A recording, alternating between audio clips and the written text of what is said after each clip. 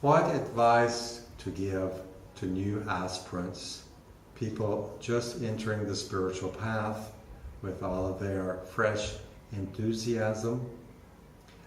The most important thing in spiritual life, especially in the beginning, is satsanga.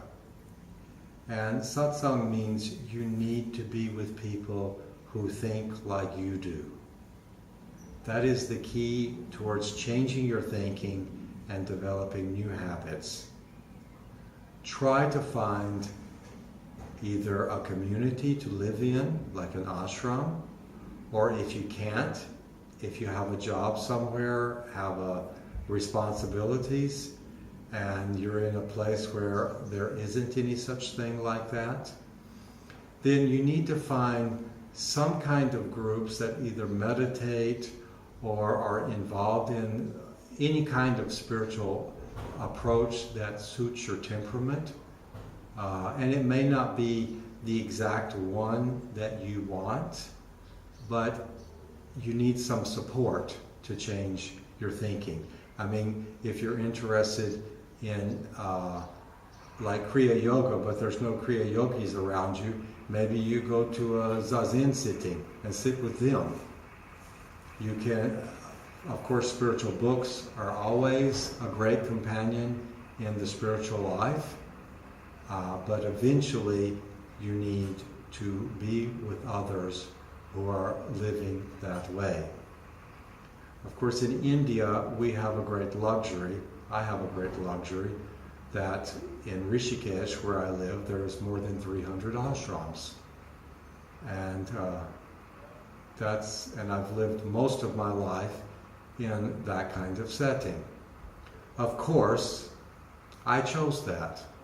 And everyone has the freedom to choose certain things and to give up certain things that are not so necessary. As we go in the spiritual path and our values change, sometimes things that we don't really need or old ways of behaving, old ways of living naturally fall away. Even friends fall away who aren't ready to continue in either a similar way as us or in unfolding and continue to grow.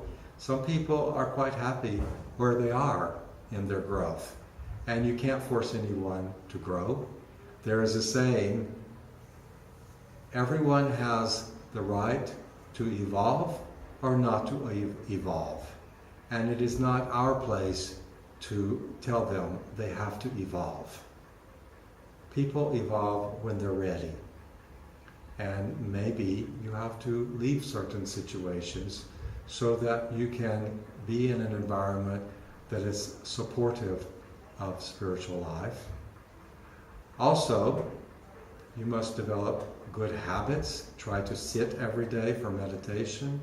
Continue to read books that are inspiring. Don't watch television. Television is one of the greatest things that can erode your consciousness and erode the direction that you want to go, because it makes you forget.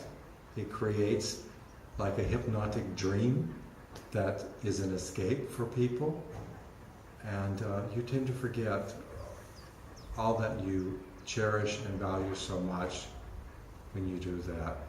I'm not saying never to watch anything. If you want to watch something, choose a movie. Choose a spiritual movie, or choose a movie that has some kind of meaning to it to watch if you want some. I watch movies sometimes, I like movies, but I don't watch television ever. And I choose certain types of movies. Usually there's some kind of spiritual movie, or something not too violent, or not too disturbing to the mind, something that's inspiring, hopefully. So I reiterate, the most important thing for someone in the spiritual path is satsang. If you have satsang with others long enough, and if you develop the proper habits of meditation, then gradually your own thinking changes and your thoughts become satsang. They say that in the beginning of the spiritual path, your mind is your greatest enemy. And later in the spiritual path, your mind becomes your greatest friend.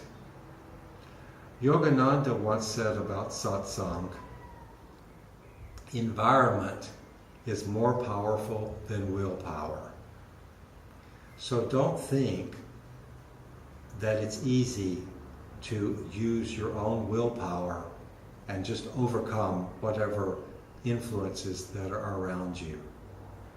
Choose the environment, choose the people, choose the situations that you come into contact with, and daily practice of meditation, yoga, and reading of good books.